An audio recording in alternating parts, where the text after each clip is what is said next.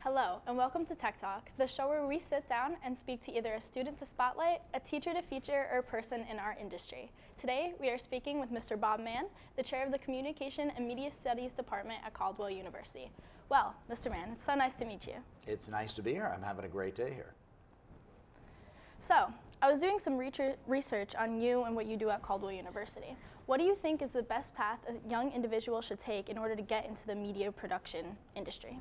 Media production, broadcast journalism, they're not all the same paths. That's the thing. You've really got to decide right off the bat, as early as you can anyway, what you most want to do. If you want to be on the air, then pursue being on the air. If production is your passion, then you have to go for that and try to really hone your skills. You need to know a little bit of everything, but you really should focus most on what you want to do. And you were talking with me before the interview, before we started to roll, about broadcast journalism in particular. Students should really be on top of everything that's happening in the news and to try to get as much on what we call a resume reel. There are no reels anymore, there's no tape, but we still use those terms. The best stuff that you've done, make sure you're saving it all the way through college. Yeah. I learned a little bit about you and your youth and read you were interested in this field from a young age. What piqued your interest in broadcast journalism? It wasn't always just broadcast journalism, it was broadcasting in general. When I was a little kid, I mean as young as my grandson is now, like 6 years old, I used to listen to AM radio, played all of the rock and roll music. And it was a great era of everything that was happening in the 1960s. So I wanted to be a WMCA good guy, and that was their station. That station still exists, but it's not popular anymore. And then just as time went on, I made sure to go to a high school that had a television studio, which is now fairly common. In the 1970s, not so common. And I just always loved it, always had a passion for it, which is why teaching it has always come naturally, because I like to learn more about it and be involved in it. Yeah. What is a highlight of your career, and what highlight would you share with others? Well, there's highlights because I've always been a broadcaster simultaneously to being a professor. So one of the highlights for me was doing a live television show. I did a show, I had a client, Hackensack University Medical Center, and we do a live talk show every single week. I'd interview a different doctor. I just love live television. There's something about this actually really going out and phone calls coming in to know that you're connecting with an audience. As far as with the teaching, we have a number of people, students, who have won Emmy Awards. We have a young woman who won as a producer for CNN. We have another young woman who won, she's much more on the production side, doing video for the San Francisco 49ers. We've had Emmy winners, and it gives us the sense that if we've taught students who have won the industry's highest award, we must be doing something right. Yeah. How do you think media will change over the years, and how does your curriculum adapt to these changes? One of the things that's a little scary is we teach mainstream media, and now every student who comes in talks about social media. They just want to know about TikTok, and they want to know, about X, and they want to know about YouTube, and they want to be influencers. They want to have 7 million followers. You can't necessarily monetize or make a career. Many people have out of social media, but that mainstream media might go away, and it's never going to go away, but we got to figure out what we're training them for. I'll tell you one specific change we've made. Starting in 2019, I got very into podcasting, both in my outside career and with the curriculum. We stress podcasting now very, very heavily, because while mainstream radio won't go away, podcasting is a big piece of the future. And I feel like podcasting is just a interpretation of mainstream media. If it's not, I mean, you can access podcasts anywhere, not even just on the radio, so you can basically do whatever you want. Well, it's interesting. In the beginning of my podcasting class, I talk about the Venn diagram, radio broadcasting and podcasting. And there are things that are just not the same. For example, there's no government regulation in the FCC. You can curse in a podcast. Not that that makes all the difference in the world. But there are a lot of commonalities. All of the talents that you need as a performer and production-wise are the same. But you're going, instead of for the biggest audience like in radio, You want a tiny niche audience that's interested in what you're doing, but you want to make money off of that too. It's a contradictory model. Talk to us a little bit about what life is like for students at Caldwell University and what life is like for your students specifically. I think one of the biggest differences, and I don't have the exact data on this, but let's say half of our students are commuters and the other half live on campus. I think they have very different lives because a lot of the commuters, well, even students who live on campus, have outside jobs. And the pressure of those jobs, I'll give an assignment like go cover Sunday's baseball game and come back with what we call an ENG package. I know you know about it, but your audience may not. It just means a story that's shot on location. And they can't do it because they have to work a job. That's a situation. Now, in our department, the idea is that they are going out and doing projects.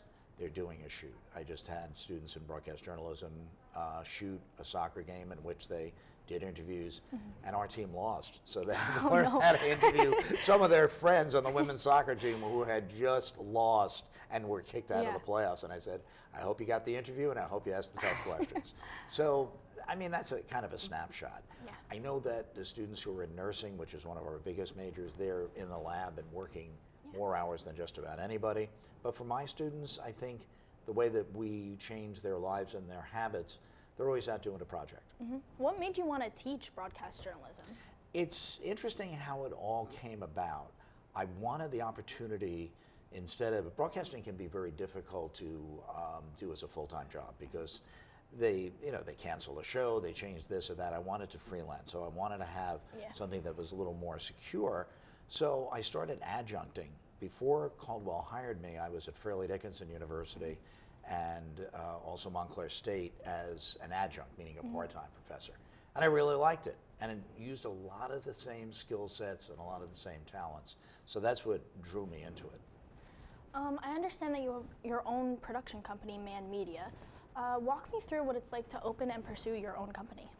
It really isn't as fancy as it sounds because Bob Mann Media literally is that, Bob Mann. It's a way just to have a company. There are tax benefits from it, things that you can buy and pursue what you're doing. And but I don't have employees or anything like that. But it gives me the ability to spend some money on a home production studio, to pay some people. For example, you have to have, unless you're really good at it, that's a different skill, a webmaster, because my website links everything with Spotify and with Apple and how you get your podcast out there. So at least it gives me a little more maneuverability, but I'm not commanding a staff of 1,000 people. Do you think you have more creative control as your own owner of a company? I do and I don't. If you take on a client, for example, again, back to the medical center, they paid very, very well, but they dictated the content. And I couldn't control, and that's the deal. They're a client. It was basically public relations oriented, public information, and I'm not a medical doctor, so I wasn't going to get on there and say, the way that I would do that operation is this. So that wouldn't have worked. With the podcast, I say what I want, I do what I want, and I pursue it. But that's more the medium than having a company. And I have to ask, I also learned that you have a love for baseball, and particularly the Yankees. Where did your love for the Yankees stem from? Strange. My love for broadcasting came first. So years ago, and this is going to sound like I'm talking about ancient history. Well, they are. Most sports now are on cable TV or streaming. They're on some sort of pay-per-view setup, but they all used to be on free broadcast TV. Radio. And there's still a Channel 11 here in the New York market, WPIX. They did all the Yankee games. But I loved their kid show host. Every kid show had a host. It was a regular announcer. It might be some guy you see reading the news at 6, dresses up as a sea captain at 4 o'clock, and plays cartoons. So I used to love to watch these guys, and I'd come home and I'd watch them. And sometimes the Yankees had a day game on a weekday afternoon, and I'd watch that instead. And I have to say, though, that my mother, who grew up in the age of the Brooklyn Dodgers before they moved to Los Angeles, just said, watch this game, you'll like it. I'm like, yeah. And then what happened was, simply because they were on my favorite kids show channel, I started watching it and really got to like it. That's amazing. Last question. What advice do you have for seniors who are about to embark on their own college journey, particularly those who are looking to study communications? Make sure that you know as best you can when you're 17 or 18 years old what you want to pursue. Yeah. Really look at what the college curriculum is. I was talking with some of your fellow classmates here at PCTI about a lot of colleges teach communication very theoretically. It's all classroom learning, it's kind of like sociology. Nothing wrong with that, but if you really want to be in the business, you may want to have a more practical program like we have at Caldwell University.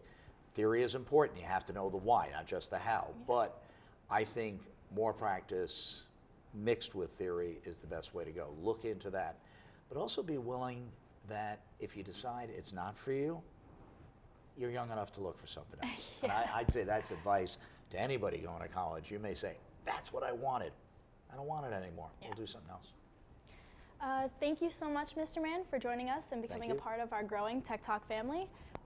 We hope to see you again. Thank you for taking the time to meet with us and give us your advice. Thanks, man. Well, until next time, see you later, Bulldogs, and keep unleashing your potential.